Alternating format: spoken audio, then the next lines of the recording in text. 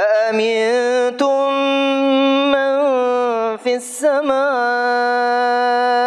أن يخسف بكم الأرض فإذا هي تمور أم أمنتم من في السماء أن يرسل عليكم حاسبا فستعلمون كيف نذير ولقد كذب الذين من قبلهم فكيف كان نكير.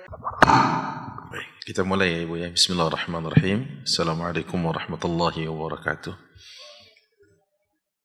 Alhamdulillah alladzi alafa baina qulubina fa asbahna bi ni'matihi ikhwana. Asyhadu an la ilaha illallah wahdahu la syarika lah wa asyhadu anna Muhammadan abduhu wa rasuluhu la nabiyya ba'dah. Allahumma salli wa sallim wa barik wa zid wa an'im ala hadzal nabiyil karim wa ala alihi wa ashabihi wa man tabi'ahum bi ihsanin ila yaumiddin amma ba'du.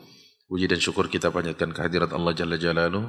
Pagi hari ini Allah kembali izinkan kita untuk bermajlis dalam rangka memberikan ghiza ruhi, nutrisi bagi ruhiyah kita. Salat dan salam semoga selalu senantiasa Allah limpah curahkan kepada Nabi kita Muhammad sallallahu alaihi wasallam, keluarga, sahabat dan tentu umat yang istiqamah di dalam mengamal sunnahnya. Dan hari ini kita akan membahas tema lanjutan dalam kitab Al-Adabul Mufrad yang berkaitan dengan at-tatawul fil bunyan, yaitu bermegah-megahan dan berlomba-lomba dalam meninggikan bangunan. Ya, walaupun masjid kita lagi direnovasi ini, ya. Apakah masuk dalam kajian kita pada pagi hari ini? Ya. Baik, qala al-mu'allif rahimahullahu taala wa nafa'ana fid dharain amin ya rabbal alamin. Bab at-tatawuli fil bunyan. Bab yang menerangkan tentang meninggikan bangunan.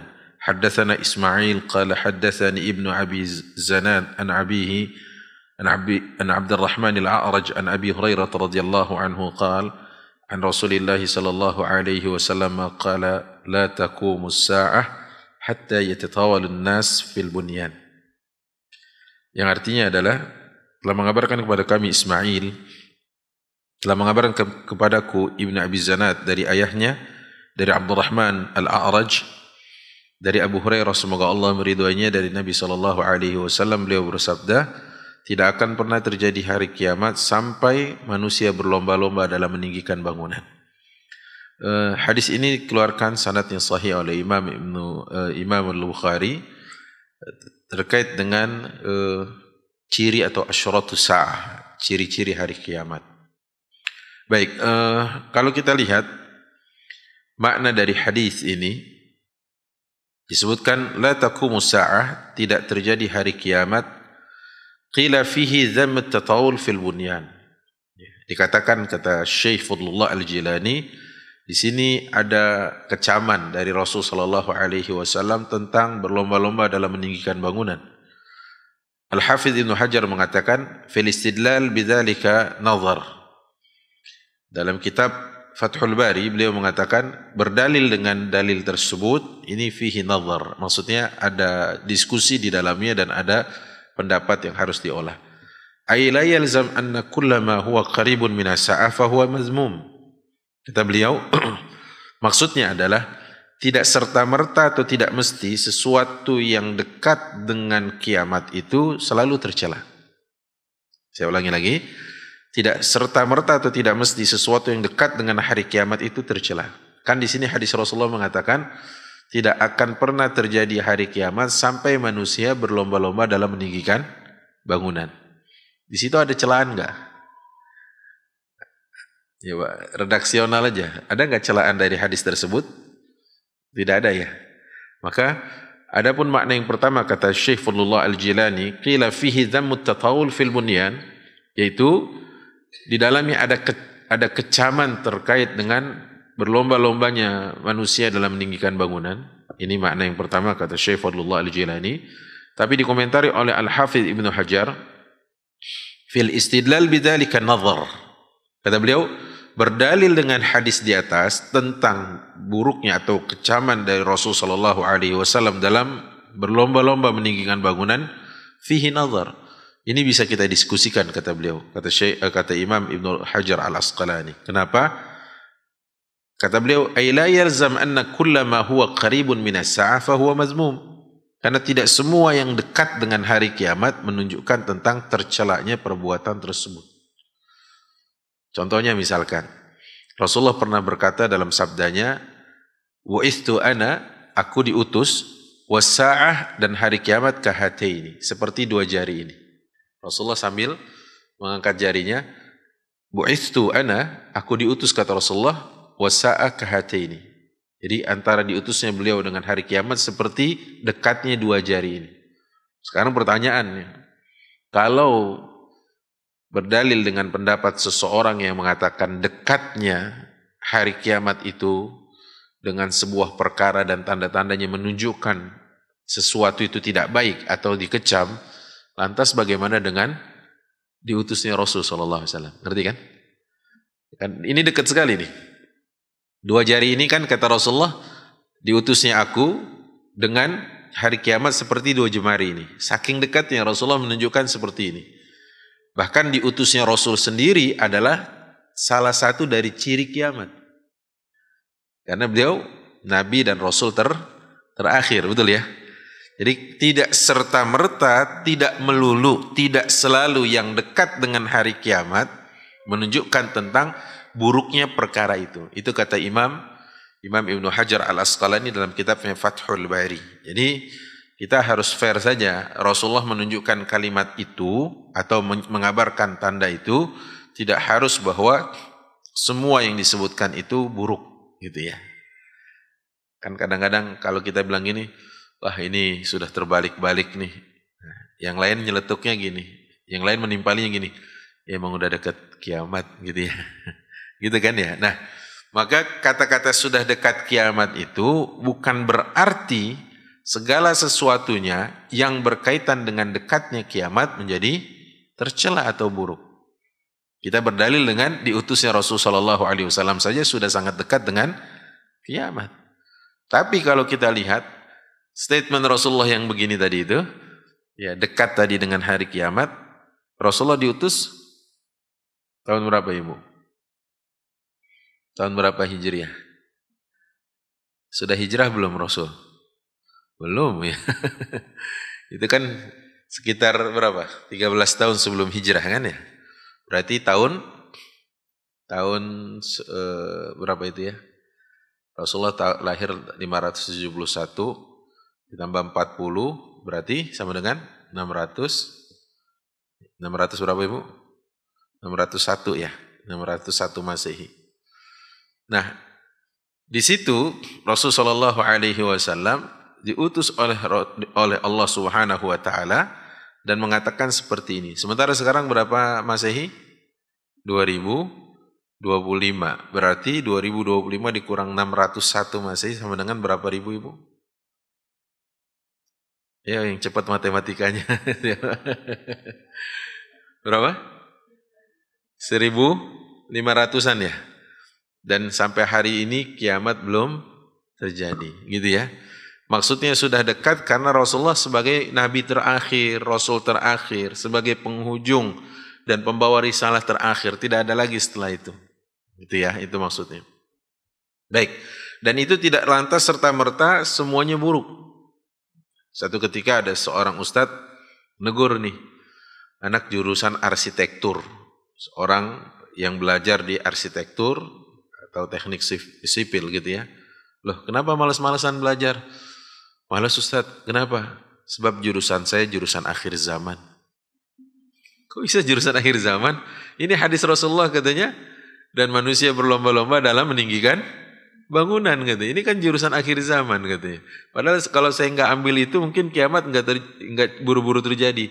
Nah, ini cara berpikir yang keliru. Dia belajar arsitektur, belajar saja karena sangat dibutuhkan dalam pembangunan Islam, pembangunan atau gedung-gedung atau rumah-rumah Islami. Bahkan disebutkan juga oleh para ulama bagaimana ilmu agama itu mewarnai semua disiplin ilmu yang lain sampai pun kita membangun rumah. Misalkan toilet tidak boleh menghadap dan membelakangi kiblat, betul ya? Kemudian ruang privasi kita tidak boleh diakses langsung dari jalan. Karena ada orang yang rumahnya begitu buka pintu siaran langsung sampai toilet. Ya, kelihatan dari jalanan, kelihatan sampai toiletnya gitu ya. Kayak gitu. Terus yang kedua, belum lagi kita menata kamar. Kamar khusus suami dengan istri, kamar khusus anak-anak laki-laki, anak-anak perempuan khusus, kamar untuk yang bekerja di rumah kita, bantu-bantu di rumah kita. Kalaupun ada kamar khusus untuk misalkan orang tua atau mertua datang, maka dia ada kamar khususnya. Gitu. Jadi sampai seperti itu. Tempat wudhu tidak jadi satu dengan toilet. Karena apa? Karena dimakruhkan wudhu di tempat yang di sana potensi terpaparnya atau cipratannya najis tersebut. Jadi bagaimana ilmu din ini mempengaruhi sekali kepada pembangunan rumah bahkan. Gitu ya. Nah, kalau seandainya kita fahami bahwa hadis yang semisal ini dimengerti atau ditafsirkan hanya sebatas letterleuh, ini bahaya. Kayak tadi mahasiswa tadi males-malesan gak mau kuliah arsitektur karena dia pikir nanti kalau dia terima klien, ya kliennya mau bangun gedung apa, aduh, nggak deh, kiamat makin cepat gitu. Nggak ada yang tahu kiamat, ya kapan terjadinya. Bahkan Rasulullah SAW pun tidak tahu. Jadi artinya apa? Bahwa semua yang difahami dengan cara keliru tadi itu harus dikonfirmasi lagi, divalidasi lagi, agar tidak salah dalam memahami hadis-hadis semisal ini. Ya. Misalkan lagi, kalau kita lihat bagaimana Rasulullah SAW mengatakan tentang berdekatannya pasar. Nanti kiamat itu salah satunya adalah taqarabatil aswaq. Berdekatannya pasar. Pasar baik maknanya tradisional maupun pasar maknanya yang sudah lebih kekinian, gitu ya. Artinya sudah modern. Dekat kita ini pasar sebelah. Ya kan? Ini pasar nih sebelah, kan gitu ya. Di sana ada pasar lagi. Dekat MRBJ itu ada pasar, ya kan? Kemudian ada pasar lagi di sini di mana? Di sini ada nggak? Di Parigi ada pasar nggak? Ibu-ibu pernah ke sini nggak, ke pasar nggak? Itu kalau maknanya mungkin pasar yang tidak memakai AC tetapi dikelola lebih modern. Belum lagi kalau dimaknainya adalah mall, itu adalah supermarket. Super itu besar, market itu pasar, berarti apa? Sudah makin dekat lagi gitu ya. Ini berseberangan sudah ada pasar lagi. Sana ada pasar lagi. Jadi maksud saya adalah itu harus difahami dengan benar, konteksnya bagaimana tidak digiring dengan cara menafsirkan secara seenaknya, secara serampangan. Ya, secara serampangan. Karena kan ada orang yang kesannya cocok logi, dicocok-cocokkan begini, akhirnya wah iya nih gitu. Ya, harus berdasarkan dalil-dalil, ya, baik Quran maupun hadis Rasulullah SAW dan dalam penjelasan para ulama dengan penjelasan yang benar. Baik, kita lanjut dulu ya. Akhbarana Abdullah qala haddatsana Hurayth ibn Sa'ib qala sami'tu al-Hasan yaqul kuntu adkhul buyuta azwajin Nabi sallallahu alaihi wasallam fi khilafati Utsman bin Affan fa'tanawalu suqufaha biyadihi. Telah mengabarkan kepada kami Abdullah, telah mengabarkan kepada kami Hurayth bin Sa'ib. Ia berkata, aku mendengar Al-Hasan bertutur, aku pernah memasuki rumah-rumah istri-istri Nabi pada masa kekhilafahan Utsman bin Affan. Dan kala itu, atap rumah tersebut mudah kujangkau dengan tangan. Fa'atanawalu suqufaha biyadai. Jadi kalau kita berdiri gitu, pegang ini atapnya kena gitu lah. Ya, kalau di sini kan kita berdiri nggak ada yang kena nih ya. Ini mungkin atapnya sekitar 2,5 meter kayaknya. Mungkin ya, kira-kira atau 3 meter. Nah, baik, disebutkan di sini bahwa Hurayth itu adalah salah seorang muadzin di zamannya sebagai perawi hadis ini. Rumah-rumah Nabi SAW yaitu adalah rumah istrinya, istri-istri beliau. Jadi rumah istri beliau itu Nanti kalau ibu pergi umroh, usahakan masuk ke Museum Nabi SAW, terutama yang baru yang ada di P3 itu, di Zamzam Tower. Di situ nanti ada bagaimana video yang menjelaskan tentang rumah dari istri-istri Rasulullah SAW. Dan rumah tersebut nanti diambil oleh Umar bin Abdul Aziz, ya, dikonversi, dibayarin, setelah itu diwakafkan oleh beliau demi untuk perluasan Masjid Nabawi. Jadi kalau ummahat sedang sholat nih di Masjid Nabawi, hadirkan suasana, ya Allah ini dulu rumah istri Nabi di sini. Gitu ya. Mudah-mudahan berkesesuaian tapak istri-istri Nabi dengan tapak ummahat saat berada di Masjid Nabawi. Gak usah sibuk bikin konten. Sekarang banyak umroh cuma pengen bikin konten gitu ya. Kita sibuk untuk apa? Menapak tilasi, ya Allah. Dulu di sini istri Rasulullah bercanda dengan Rasulullah. Ya Allah, jadi gitu. Ya Allah, dulu mereka di sini ya menyebarkan agama ini. Dulu mereka beraktivitas dan hidup di sini. Itu. Dan juga hadirkan semangat untuk kalau kita berada di Raudhah gitu ya. Raudhah itu bukan untuk, ada orang sibuk bikin vlog sini. Ya ini adalah, gak usah sibuk. Kalau di tempat sesakral itu kita masih belum bisa fokus, kasih tahu saya. Kita mau fokus ibadah di tempat mana? Iya kan? Itu tempat sesakral itu. Masuknya ngantri, kadang rebutan untuk dapatnya. Di situ terus kita masih sibuk. Ya guys, kita sedang berada di Raudhah gini-gini. Ngapain?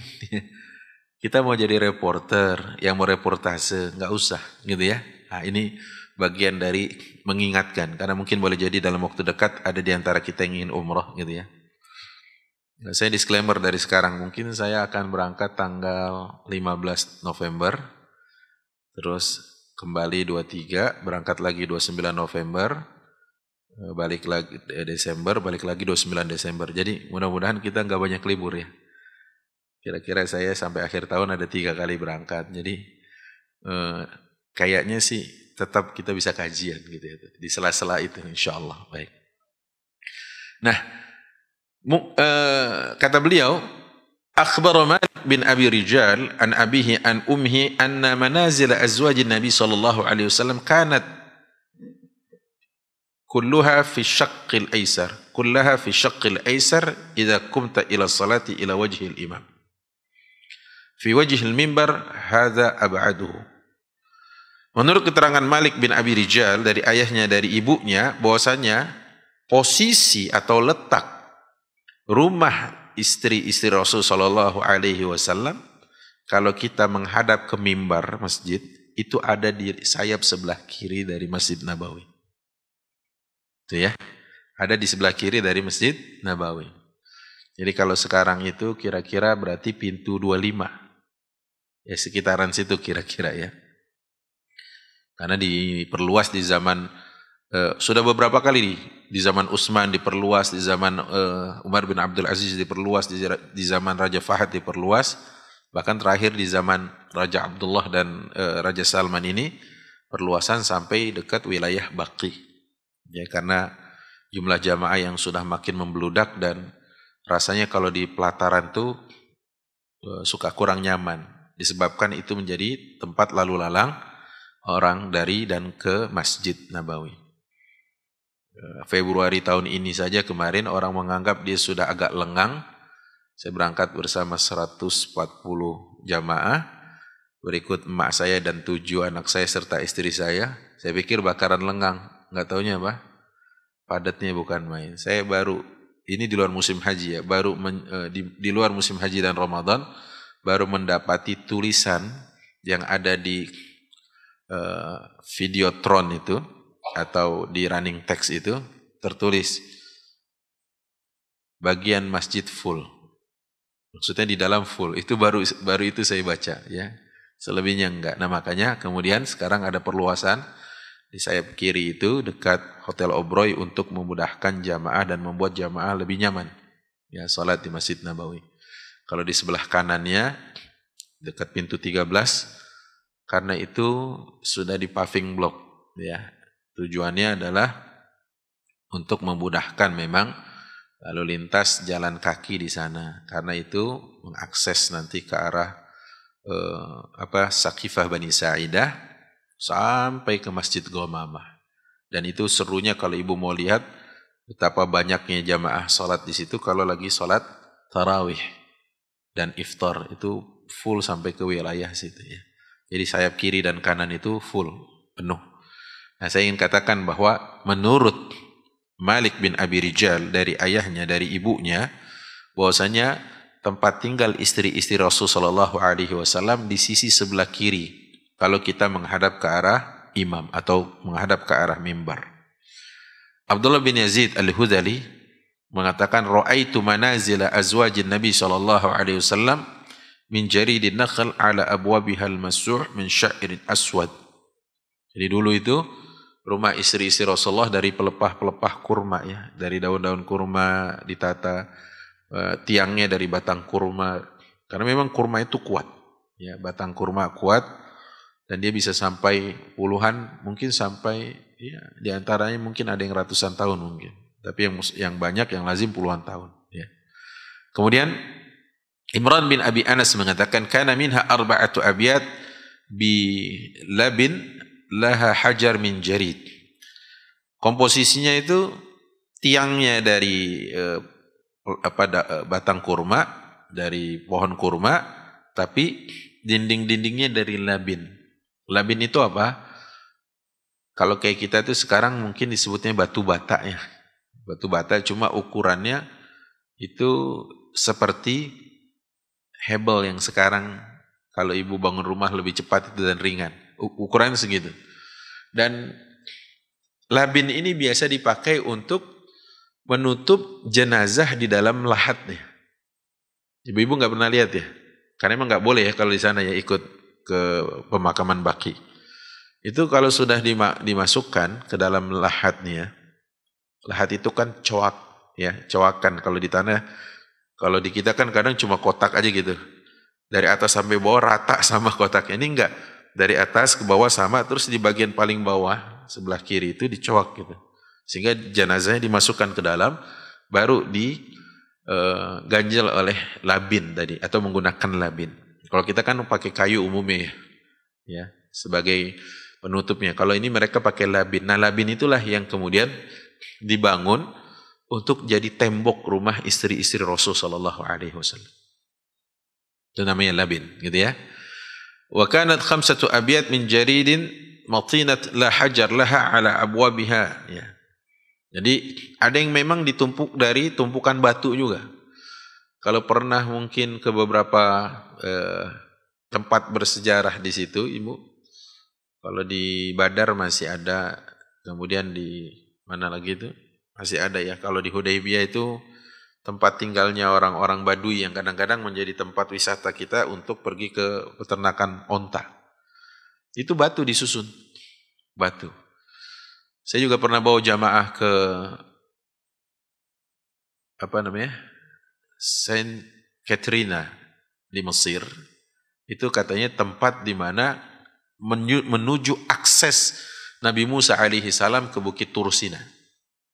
Ya. Selama 40 malam Nabi Musa di sana. Di situ ada konon disinyalir itu adalah tempat di mana Nabiullah Harun alaihi salam. Ada tempatnya di situ. Nah, itu dari batu ditumpuk begitu saja, batu-batu. Kalau kita bilang batu gunung ya, atau sama seperti batu kali, ditumpuk gitu batunya. Ya. Tapi bisa presisi, wallahu a'lam bishawab ya. Yang jelas enggak kayak kita pakai semen, pakai apa. Kadang-kadang kita pakai semen, pakai pasir, pakai apa lagi, pengeras, pakai penguat. Cuma berapa tahun apa? Ambruk gitu ya, nggak tahu apa kurang berkah karena dikorupsi atau apa sih nggak paham. Ya tapi bangunan itu kuat sekali ya, banyak. Ya beberapa bagian sudah ada yang rubuh, wajar lah ribuan tahun kalau memang benar. Baik, kita lanjut ya. Itu disebutkan dalam Tabaqat Ibnu Sa'ad tentang rumah istri-istri Rasul sallallahu alaihi wasallam. Jadi rumah istri Rasulullah itu enggak tinggi. Apa korelasinya? Apa korelasi dan apa apa munasabahnya, apa ketersambungannya bab ini dengan hadis yang disampaikan oleh Al-Hasan? Karena rumah istri Rasul aja segitu sederhananya. Itu maksudnya. 2024 bulan Desember kami berangkat ya, tanggal berapa? Tanggal 15 bersama teman-teman influencer, artis hijrah itu. Gitu kami masuk ke ruangan paling akhir dari Museum Nabi. Itu ruangannya seperti berjalan gitu, 3 dimensi bergerak. Saya lihat bagaimana Bang Rizal Armada itu terseguk-seguk nangis. Gitu saya rangkul, saya tanya, kenapa Bang? Dia bilang, kayak gini aja ya. Dia panggil saya Kiai kan. Kayak gini aja ya Kiai. Rumah Rasulullah. Segini aja ya rumah istrinya, katanya. Pemimpin dunia akhirat rumahnya kayak gini aja katanya. Visualnya jelas Ibu. Jadi kalau Ibu berdiri atau duduk situ, kayaknya Ibu yang jalan gitu di situ. Di lantainya kayak Ibu jalan. Dikasih tahu ini ruangannya, ini kamarnya, ini kemudian yang sekarang jadi kuburan Rasulullah, Abu Bakar, Umar gitu ya. Di situ beberapa teman-teman nangis, tapi saya rangkul Rizal itu karena sesegukannya. Dia bilang, segini aja ya rumah orang terbaik atau makhluk paling mulia di dunia ini. Gak gede-gede banget gitu ya. Sederhana sekali kata dia. Padahal kalau kita lihat raja-raja dunia hari ini kata dia apa? Luar biasa istananya. Tapi Rasulullah SAW rumahnya kayak gini, sempit, atapnya bisa diraih. Ngerti nggak? Bisa diraih pakai tangan kayak gitu. Kalau menurut Ibu pengap nggak? Iyalah. Rumah-rumah di Eropa, rumah-rumah Belanda, ya kan? Atapnya tinggi. Tujuannya apa? Di antaranya agar sirkulasi bagus, sirkulasi udaranya bagus, ya kan? Agar sirkulasi udara bagus dan tidak pengap, sehingga angin mudah masuk, bagaimana apa? Tidak terlalu rendah. Tapi kalau dijangkau pakai tangan kena, berarti apa? Pendek banget. Kalau pendek banget, coba bayangin, itu rumah istri-istri Rasulullah. Berarti Rasulullah juga di situ bermalam, ya kan? Segitunya rumah orang terbaik, makhluk paling mulia. Bukan berarti nggak boleh kaya, bukan berarti nggak boleh mewah, bukan berarti nggak boleh. Tapi maksud saya, Rasulullah waktu dipilihkan kepadanya, mau nggak diberikan kemewahan dunia atau dengan apa? Maka Rasulullah mengatakan, mali walid dunia. Apa urusannya aku dengan dunia? Kemarin saya ngisi di Istiqlal sama Agim. Setelah sesi saya, sebelum Agim naik, itu ada sesi di mana ada 2 saudara kita dari Kelapa Gading, Chinese, masuk Islam. Masuk Islam dia. Syahadat, saya menyaksikan juga, Agim bimbing. Apa katanya? Satu pesannya, salah satunya yang menohok dan ini menjadi pengingat buat kita semua. Hidup ini kalau bukan sama Allah, kata Agim. Udah capek dan lelah aja. Katanya gitu kan kemarin. Coba, kalau cuma harta, kata dia. Cuma harta, cuma tahta, cuma kedudukan, kata dia, lelah. Kata dia gitu dong gitu ya. Kemarin betul. Tapi kalau ada Allahnya, yang kaya tambah berkah, yang punya jabatan tambah berkah, gitu, betul. Makanya apa? Bukan tentang luasnya rumah kita, bukan. Tapi berkah nggak rumah kita. Kalau saya menyetir itu ya, diskusi kami kemarin. Bukan tentang mewahnya rumah kita, tapi tentang orang-orang di dalamnya. Kira-kira bersyukur apa enggak? Karena kalau enggak bersyukur, apa yang terjadi? Ya, korupsi, kufur itu kan. Kufur nikmat terjadi karena apa? Tidak syukur kepada Allah atas pemberian yang Allah berikan kepadanya. Ini kan jadi petaka dan bahaya sekali. Jadi bukan tentang rumahnya semata, tapi siapa yang nempatin rumah itu. Itu penting banget. Ya, penting sekali. Karena kalau berkaca kepada Rasulullah SAW, saat itu kalau beliau mau kaya bisa banget. Sangat bisa. Pastinya kemewahan dengan standar di zaman itu, jangan sekarang. Di zaman itu sudah ada kok raja-raja, sudah ada penguasa-penguasa. Umar datang meneteskan air mata begitu melihat Rasulullah SAW di bagian lambungnya ada bekas pelepah kurma. Ya. Kalau bahasa kita bilang nyeplak gitu di sini. Umar menangis dan berkata, "Ya Rasulullah, tidakkah kau ingin kami jadikan sebagaimana orang-orang Romawi itu, Raja Romawi, Raja Persia, tidur di atas dipan-dipan tinggi yang empuk." Itu kata Umar bin Khattab kepada Rasulullah SAW. Apa kata Rasulullah? "Ya Umar, mali walid dunya." Wahai Umar, apa urusannya aku dengan dunia? Jadi bahasa saya itu Rasulullah sama dunia sudah selesai gitu. Sudah kelar udah ya. Yang masih belum selesai kan kita umatnya. Betul ya? Yang masih belum selesai dengan dunia kita. Tapi kalau Rasulullah sudah selesai dengan dunia, sudah apa urusannya saya dengan dunia, kata Rasulullah SAW. Bisa kebayang ya kan? Sampai-sampai meninggal tidak ada sesuatu yang, nggak ada sesuatu yang ditinggalkan kecuali ilmu aja. Wadir'uhu marhunatun indal yahud. Para ulama sejarah mengatakan, dan baju perang, baju besi beliau tergadaikan pada orang Yahudi. Itu kan, ya Allah, ya. Benar-benar udah selesai sama dunia, dan nggak ada lagi ya, obsesinya nggak ada.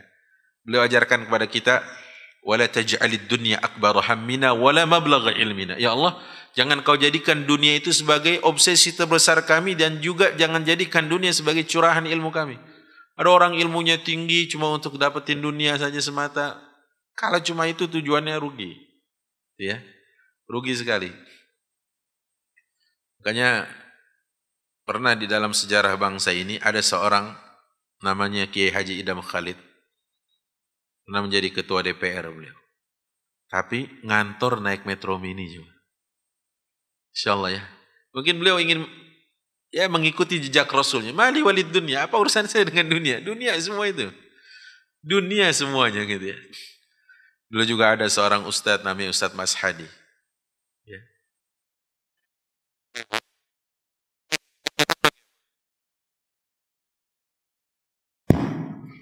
Pergi ke sana pakai Vespa aja.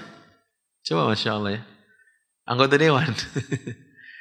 Bukan untuk bermewah-mewah. Ya, kajian kita hari ini adalah tentang sebenarnya bagaimana kesyukuran atas apa yang Allah berikan itu harusnya menjadi berbuah menjadi sesuatu yang manfaat, sesuatu yang mendekatkan diri kepada taat. Ya. Rumahnya sangat nyaman, malah nggak bisa bangun subuh. Gimana? Ya, tempat tidurnya aman, nyaman, spring bednya nyaman gitu, sampai subuhnya susah. Berarti yang dikoreksi ya banyak. Orangnya apa tempat tidurnya? Orangnya, jangan tempat tidurnya ya. Ya, karena tempat tidurnya itu cuma benda aja, wasilah gitu. Ya, saya berpikir bagaimana sesungguhnya hadis-hadis ini kalau dibacakan disesuaikan dengan maknanya secara hakiki. Tidak disetir dengan apa yang menjadi hawa nafsu kita.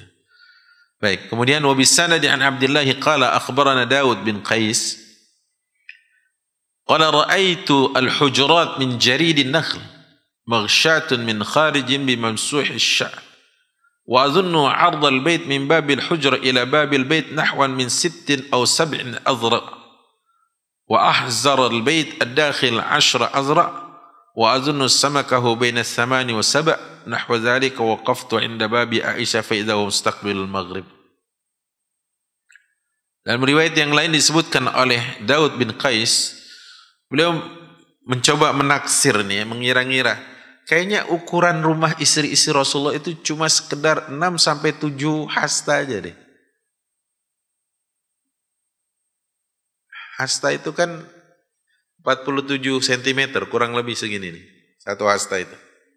Kalau Nabi Adam itu kan 60 hasta ya. Atau 30 meter lah kurang lebih. Jadi satu hasta itu kan 47 kalau nggak salah, 47 cm. Kalau 47 dikali 7 aja baru berapa itu? 50 cm lah katakan. Dikali 7, 3,5 meter ya kan? Katakan 3 meteran lah. Satu kotaknya 3 meter itu. 3 meter gimana ibu? Atapnya pendek. Luasnya 3 meter. Kalau ibu punya rumah kayak gini gimana? Bisa hidup nggak kira-kira? Bisa Ustadz kalau kepepet, ya kan? Jawabannya kan bisa kalau kepepet kan? Kalau Rasulullah nggak kepepet, Rasulullah kalau mau kaya bisa. Dan memang awalnya Rasulullah kaya, tapi kekayaannya semuanya diberikan untuk jalan dakwah. Saya juga lagi berpikir gini Bu, bisa ya orang tinggal di 3 meter, atapnya pendek, nggak pakai AC. Iya kan? Nggak pakai AC loh itu, nggak pakai AC. Kemarin saya kemarin tuh saya kemana ya? Pokoknya begitu saya keluar, saya lihat, dari Bogor ke Istiqlal, dari Istiqlal ke rumah emak saya gitu. Begitu, 38 derajat. Itu aja panas banget. Untungnya kita terbuat dari tanah bukan lilin. Dari lilin meleleh kita kemarin itu. Iya, meleleh kita kemarin. 38 kok panas banget saya bilang gitu. Umumnya kalau udah panas kayak gini, biasanya sorenya hujan gitu kan. Benar di wilayah kami sorenya hujan. Artinya apa? Saudi Arabia yang sampai pada musim Saifiyah, musim panas itu bisa sampai 50 derajat. Kebayang Ibu. Saya pernah umroh, itu panasnya 50 derajat. Panas banget. Beneran, dan itu tahu nggak kapan? Ramadan. 50 derajat Ramadan. Bisa Ibu bayangin nggak? Dan itu Saudi Arabia, nggak kayak kita. Pohonan banyak, air banyak gitu ya. Di sana panasnya kering. Kebayang nggak kira-kira itu? Rumah dengan ukuran kecil, pengap, atapnya pendek, panasnya kalau lagi musim saifiyah, musim panas, panasnya bukan main. Sampai dulu ada lelucon dari guru kami, Syekh, kalau nggak salah namanya Syekh Al-Atifi, beliau itu dari Riyadh. Guru kami bilang gini, hari ini penduduk di Saudi kalau mau bangun rumah wajib bagi dia sebelum membangun fondasi beli AC dulu katanya. Jadi sebelum bikin rumah punya AC dulu katanya. Karena itu barang wajib yang kami harus punya katanya. Bayangin itu. Gitu kan? Dan istri Rasulullah rumahnya digapai pakai tangan gini bisa. Jangan bilang gini, Ustadz, kan orang Arab tinggi-tinggi gitu ya. Benar. Tapi tingginya orang Arab bisa dilihat bagaimana tingginya Rasulullah SAW ada di dalam kitab Syama'il Muhammadiyah. Dan pada umumnya rata-rata mereka tingginya sama, kecuali Rasulullah dengan Umar. Umar itu tingginya di atas rata-rata kalau naik Kalau naik kuda, kakinya bisa nyeret ke tanah. Kakinya Umar. Saking katanya gede tingginya Umar. Tapi Umar kalau jalan sama Rasulullah Sallallahu Alaihi Wasallam, Rasulullah lebih tinggi dari Umar. Tapi Rasul kalau jalan dengan selain Umar, seolah tingginya sama dengan yang lain. Insya Allah ya, ngerti nggak? Nggak jomplang banget gitu kan? Kemarin kan ada waktu pelantikan reshuffle menteri yang baru, ada menteri yang disejajarkan dengan menteri yang sangat menjulang tinggi, seperti anak dengan ayahnya gitu kan? Tingginya ada gitu ya. Terus ada netizen komentar, kenapa sih ngaturnya harus begini banget, ketahuan jomblangnya gitu. Jadi maksud saya tinggi rata-ratanya orang-orang di zaman itu ya tidak sampai melebihi mungkin tingginya Umar bin Khattab radhiyallahu anhu ardah yang kalau naik kuda kakinya itu nyeret ke tanah. Itu maksud saya. Ya. Baik, kita lanjut dulu. Kemudian disebutkan dan aku melihat katanya rumah Rasul sallallahu alaihi wasallam yang dihuni oleh Aisyah, pintunya gitu ya, itu menghadap ke wilayah Maghrib. Sekarang itu Maghrib Maroko gitu ya, atau Maghrib itu arah barat, tempat terbenamnya matahari. Maghrib itu bisa bermakna tempat, bisa bermakna waktu. Maghrib bisa berarti waktu ghurubus syams, tempat waktu di mana matahari terbenam, atau makan ghurubus syams, tempat terbenamnya matahari. Gitu ya. Maroko kan disebutnya Maghrib dalam bahasa Arab. Karena dia bagian barat sekali. Baik. Kita baca dulu, kita lanjutkan. Wa bisanadi an Abdullah qala akhbarana Ali bin Mas'adah an Abdullah Ar-Rumi qala dakhaltu ala Ummi Talq faqultu ma aqsara saqfa baytika hadha qalat ya bunayya inna amiral mu'minin Umar bin Al-Khattab radhiyallahu anhu kataba ila ummalihi alla tutilu bina'akum fa innahu min syarri ayyamikum. Disebutkan dalam riwayat dari Abdullah, katanya telah mengabarkan kepada kami Ali bin Mas'adah dari Abdullah Ar-Rumi, aku pernah masuk ke rumah Ummu Talq. Ummu Talq ini ditanya sama Abdullah Ar-Rumi, kenapa rumah ini kok atapnya pendek sekali gitu ya. Apa kata Ummu Talq? Beliau mengatakan, sungguh Khalifah atau Amirul Mukminin Umar bin Khattab telah memutuskan kepada para karyawannya, para menterinya, para pejabatnya agar tidak meninggikan rumahnya, karena itu seburuk-buruk harinya kalau dia meninggikan rumahnya. Apa maksudnya? Ya. Maksudnya adalah Umar mengatur agar ketinggian rumah itu sama dan rata, tidak boleh melebihi satu dengan yang lainnya. Rumahnya sampai disebutkan oleh Abdullah Ar-Rumi, kenapa sih atapnya pendek banget gitu. Insya Allah ya. Kita rindu kayak Umar bin Khattab ini. Sangat disegani sekali. Sampai kelasan pejabatnya nggak macam-macam kan gitu ya. Nggak macam-macam kelasan pejabatnya. Kan yang lagi ramai sekarang bagaimana istri para pejabat menggunakan kuota haji pemerintah gitu kan. Yang lagi ramai ini disoal sekarang di Komisi Pemberantasan Korupsi. Ada seorang yang melaporkan katanya tentang foto-foto istri-istri pejabat gitu. Waduh, saya bilang ya Allah, ngeri banget nih. Saya tadinya berpikir 2029 saya maju apa enggak gitu. Ternyata saya maju aja sebelum 2029. Karena saya bukan undur-undur. Kalau undur-undur saya mundur jalannya. Kalau saya manusia saya maju gitu ya. Karena apa? Ngeri juga ya Allah ya Rabb gitu ya. Tentang apa yang terjadi dan apa yang harus dipertanggungjawabkan kelak di akhirat. Kalau kita tidak amanah itu ngeri. Ya. Jadi sekali lagi disebutkan di sini bahwasanya Umar memberikan peraturan untuk tidak meninggikan rumah lebih tinggi satu dari yang lainnya. Hebat ya. Jadi rumahnya itu seragam gitu. Kalaupun tinggi misalkan nih, nggak lebih tinggi dari 2 lantai gitu. Itu hebatnya Umar bin Khattab radhiyallahu anhu. Tapi kita kadang-kadang punya alasan kan. Kayak saya alasan kenapa? Karena anak saya banyak ya. Jadi gimana nanti kalau tidur sempit-sempitan gitu. Makanya kalau tidak sekarang rumah tapak, maka rumahnya rumah tumpuk gitu ya. Betul nggak Bu? Rumah tapak itu kan susah sekarang karena harus bebasin tanah ini. Akhirnya jadi rumah tumpuk ya kan? Rumah tumpuk ke atas. Karena rumah tapak itu kan mungkin kalau Ibu bisa lihat di kawasan Menteng Jakarta Pusat itu hampir rata-rata rumahnya rumah tapak. Ya. Rumahnya rumah tapak. Dan memang juga luas tanahnya luar biasa, 5.000, 8.000, 10.000 gitu ya. Saya pernah isi di kajian di tempatnya Mbak Ineke, keluarganya kan di situ di Jalan Diponegoro. Begitu dibukain pintu, saya bilang, di mana kajiannya? Di belakang Ustaz. Gitu. Saya bilang mau ke mushola dulu, saya belum sholat maghrib. Tadi terjebak macet. Begitu. Ini yang mana lagi tempat kajiannya? Di belakang lagi Ustaz. Saya bilang, ya Allah ya. Wajar kalau nggak pakai rumah tumpuk, ngerti nggak? Tapi rumahnya rumah tapak gitu. Karena segitu luasnya.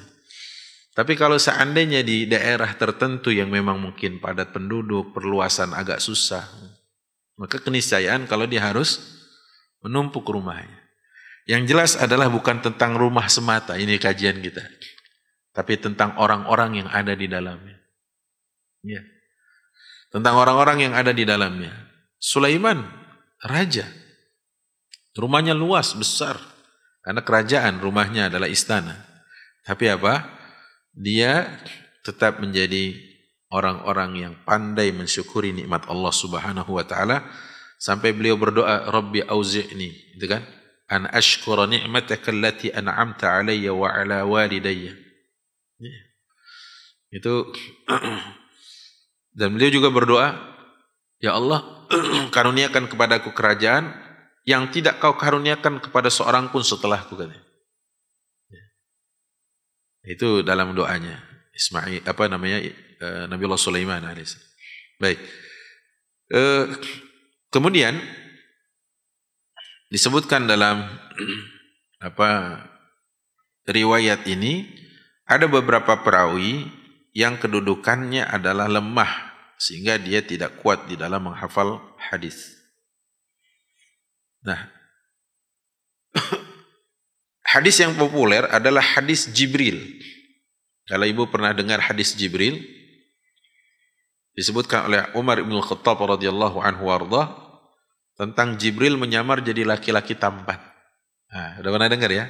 Itu hadis kedua di dalam Al-Arba'in An-Nawawiyah.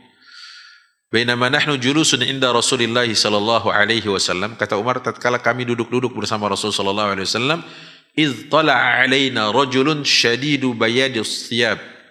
Saat itu ada laki-laki muncul dengan pakaian putih sekali. Syadidu sawadis syar, dengan rambut yang hitam sekali. La yura alaihi atharus safar, tidak ada bekas perjalanan atau safar. Biasanya kalau safar ibu, misalkan ibu naik pesawat deh. Naik pesawat udah yang paling top dah misalkan. Yang paling top dari bisnis kelas apa?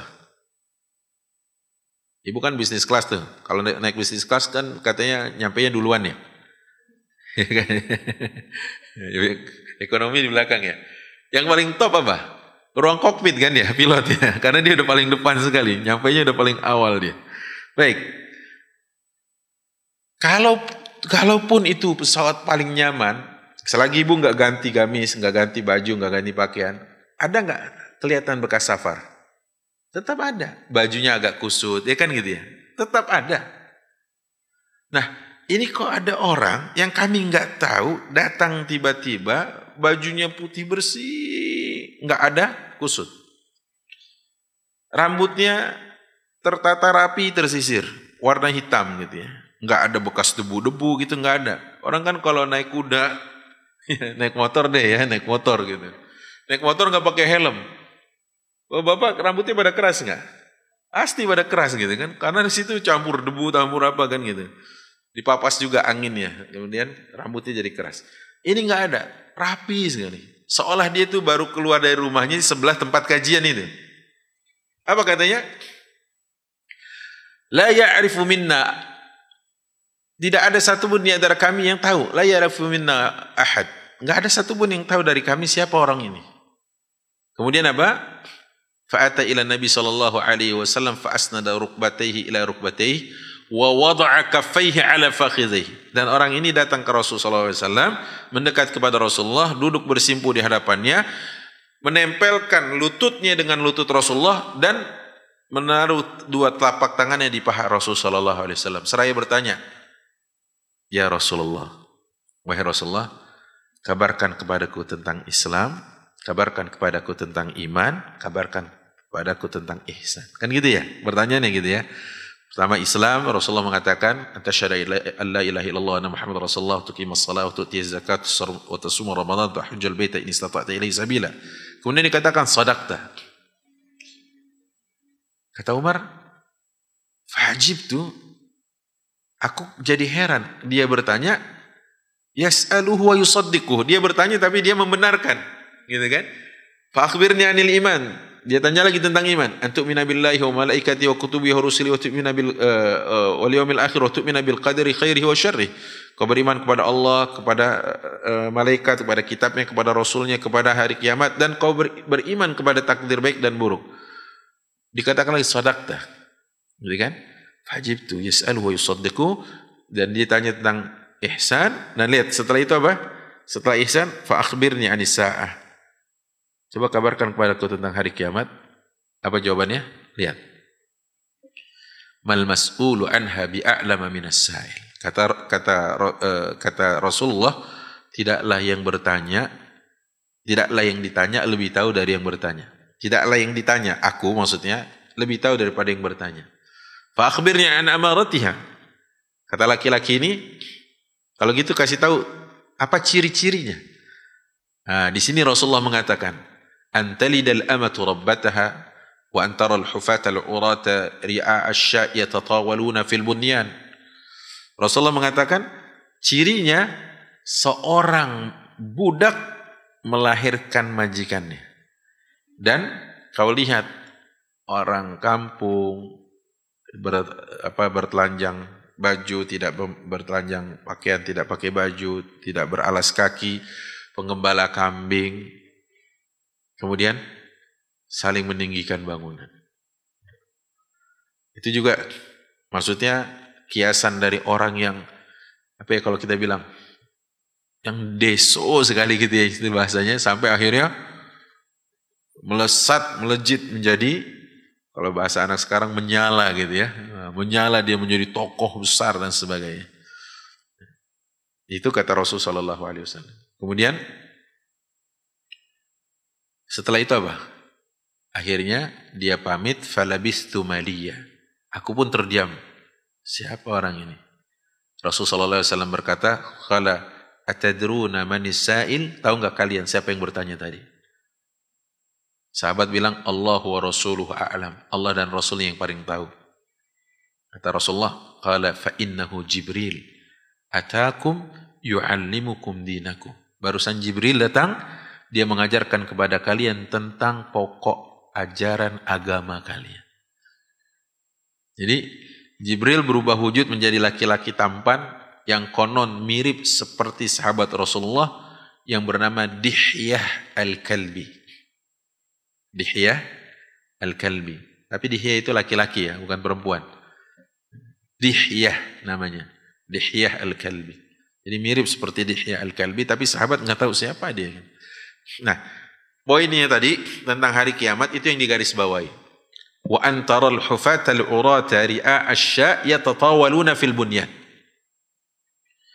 Kau jumpai seorang yang tidak memakai baju, tidak memakai alas kaki, penggembala kambing. Ternyata apa? Dia berlomba-lomba dalam meninggikan bangunan. Nah, itu yang menjadi stressingnya atau yang menjadi garis bawah di situ. Tapi memang kalau kita lihat periode Umar bin Khattab radhiyallahu an menjadi khalifah, dia lebih teratur lagi. Artinya bukan berarti di era Abu Bakar tidak teratur. Dia lebih membuat kepemimpinannya lebih teratur lagi. Di zaman Abu Bakar sudah teratur. Buktinya apa? Yang jadi hakim agung di zaman Abu Bakar As-Siddiq adalah Umar bin Khattab. Kebayang nggak? Kata Umar, saya jadi hakim nganggur, saya nggak ada kasus. Kira-kira kenapa Umar nganggur? Nggak ada kasus, nggak menyidang. Tahu nggak Bu? Hakimnya Umar. Ada nggak yang berani kira-kira? Nggak ada yang berani kan gitu ya. Terus bendahara negaranya Abu Ubaidah Amir Ibnul Jarrah. Kemudian panglima perangnya, kalau kita bilang sekarang panglima TNI-nya gitu ya, adalah Khalid bin Walid. Itu kan the dream team itu. The best kabinet gitu ya. Itu kabinet, mungkin kabinet terbaik ya setelah kabinet Rasulullah SAW. Nah, di zaman Umar lebih membuat tertata lagi kementerian ini, kementerian lebih banyak di zaman Umar. Karena itu sesuai dengan kebutuhan, di mana perluasan wilayah Islam makin meluas di zaman Umar, bahkan sudah disebutkan dalam sejarah sudah sampai wilayah Tiongkok. Bayangin itu, ya, sudah sampai wilayah China. Wilayah Cina. Makanya entah benar atau tidaknya wallahu alam tentang keberadaan makam dari sahabat Rasulullah yang mulia Sa'ad bin Abi Waqqas adanya di Cina. Abu Ayyub Al-Ansari makamnya sahabat Rasulullah yang pernah menjadi menjamu Rasulullah SAW sewaktu Rasulullah baru tiba di Madinah, itu malah adanya di Turki. Ya, adanya di Turki. Abu Ayyub Al-Ansari. Saya sempat ke sana. Saya lihat ya Allah bagaimana ternyata perjuangan para sahabat untuk menjadi membuktikan sabda Rasulullah SAW bahwa dan ingin menjadi bagian darinya, bahwa nanti yang akan menjadi pasukan terbaik dengan pemimpin terbaik ya adalah yang menaklukkan Konstantinopel.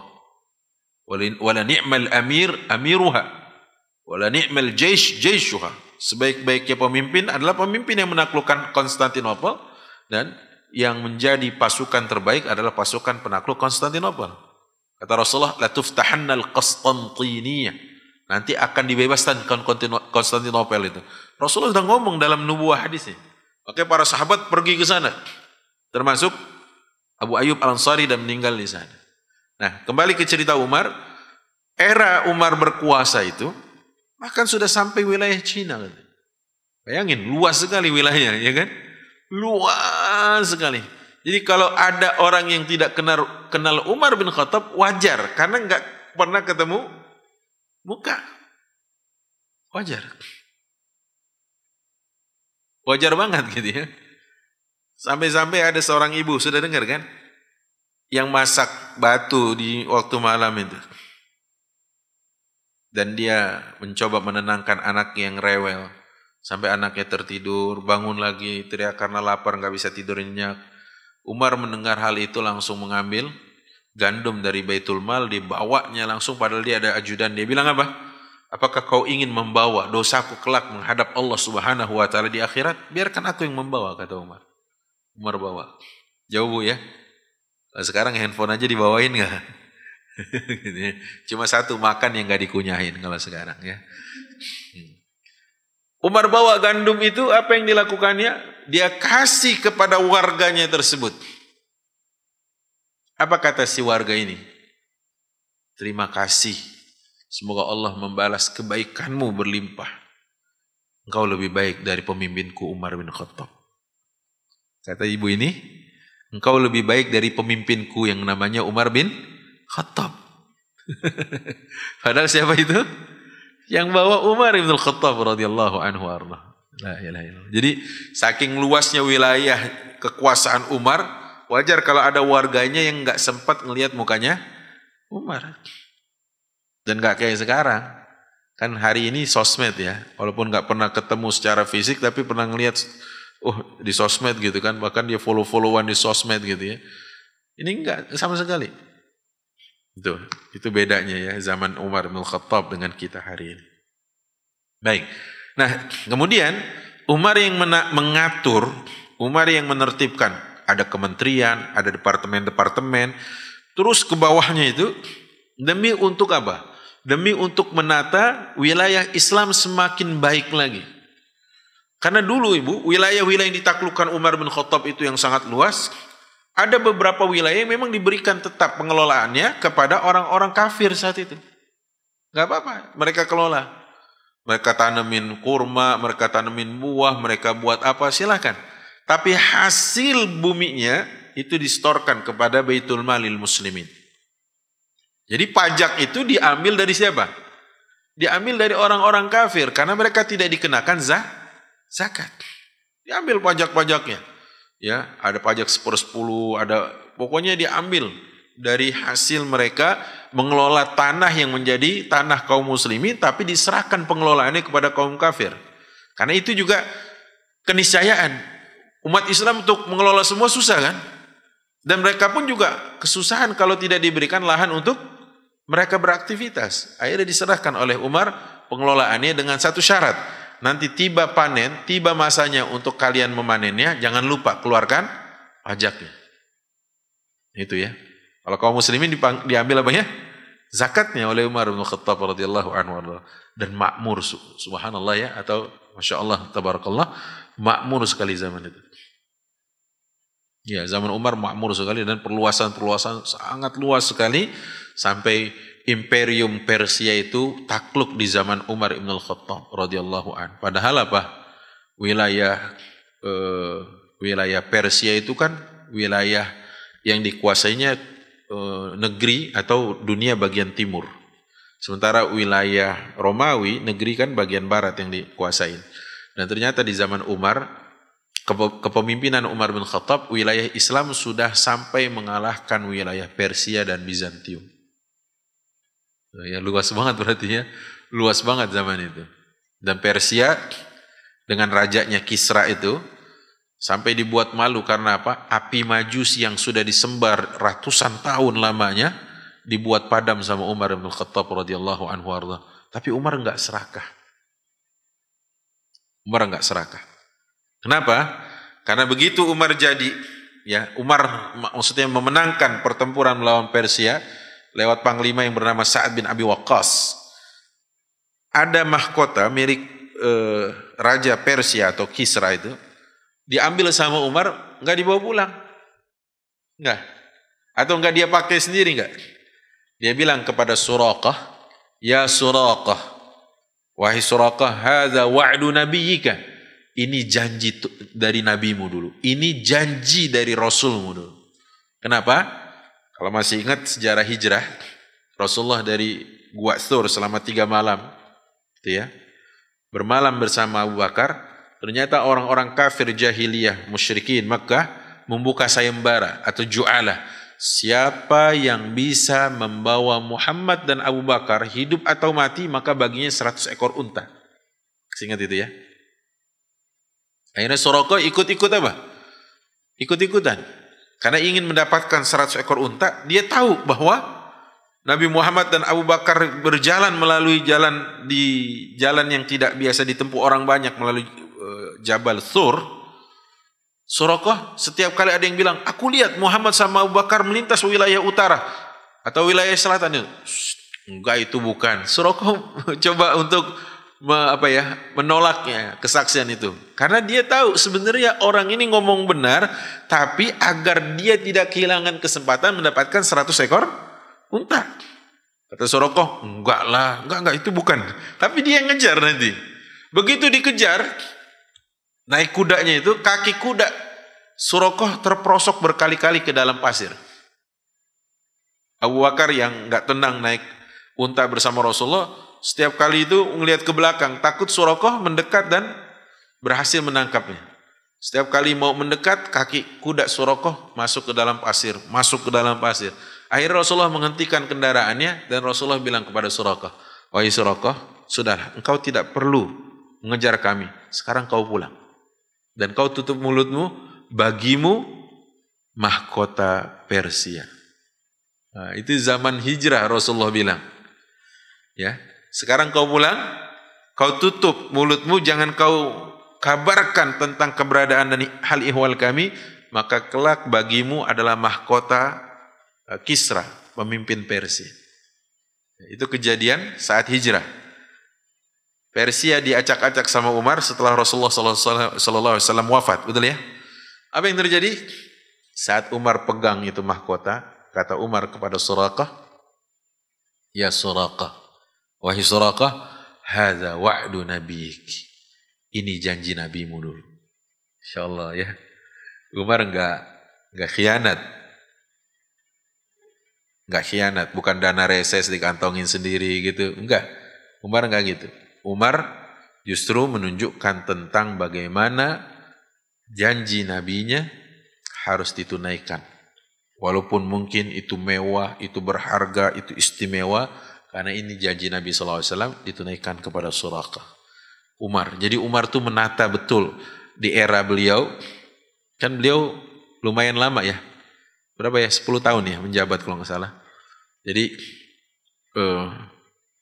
penataan terhadap baik itu ekonomi, baik itu sosial budaya, ya, tata kelola rumah, itu benar-benar bahkan bumi bangunan dan serta ladang dan sawah persawahan ditata betul sama Umar. Karena wilayahnya sudah sampai apa? Tiongkok.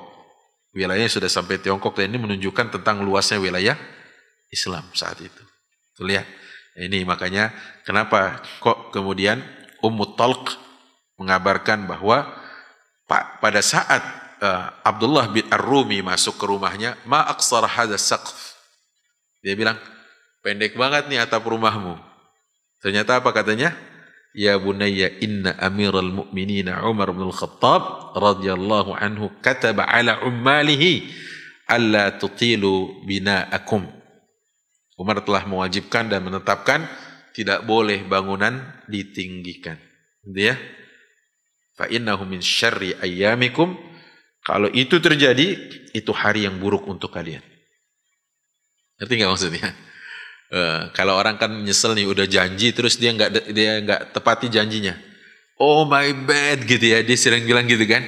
Aduh, afwan Ustaz, my bad gitu ya. Kalau dia udah janji mau ketemuan terus dia nggak datang, dia bilang apa? Oh my bad, aduh buruk banget ya. Hari itu hari buruk buat saya. Karena apa? Saya udah janji tapi saya nggak datang gitu kan.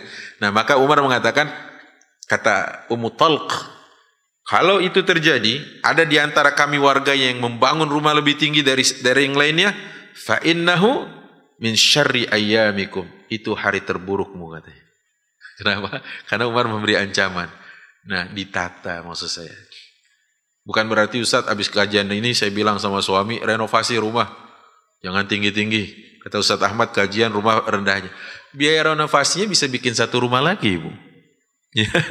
Jadi ya udah enggak begitu maksudnya. Yang penting bagaimana orang-orang yang menempati rumah tersebut.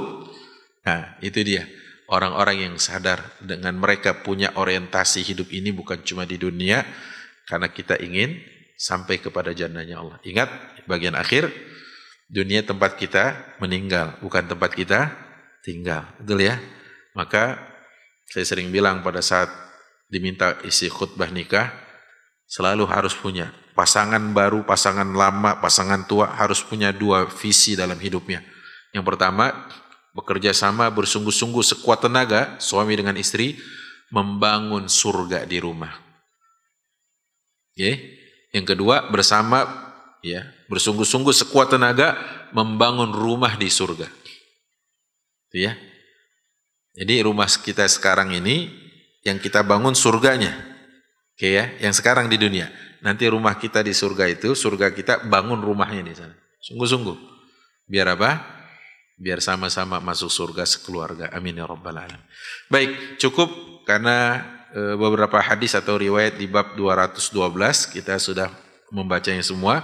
Berikut tambahan beberapa hadis terkait dengan bangunan yang ditinggikan dan ciri akhir zaman. Ada yang mau ditanyakan? Kayaknya nggak ada ya. Ada? Silakan kalau ada yang mau ditanyakan. Enggak? Ada? Nah, itu saya senang kalau nggak ada yang ditanyakan. Berarti mudah-mudahan paham ya. Mudah-mudahan paham dan nggak perlu ditanyakan. Kalau belum paham kan harus ditanyakan. Baik. Benar ya? Bapak-bapak ada yang ditanya? Nggak ada? Cukup ya? Begini terus, usahakan istiqomah kalau kajian saya. Ya, artinya nggak usah ada yang tanya ya. Kita cukupkan ya. Semoga apa yang kita pelajari ini bukan hanya berbuah menjadi pengetahuan tetapi menjelma menjadi amal. Subhanakallahumma wa bihamdik asyhadu an la ilaha illa anta astaghfiruka wa atubu ilaik. Terima kasih. Assalamualaikum warahmatullahi wabarakatuh. أولم يروا إلى الطير فوقهم صافات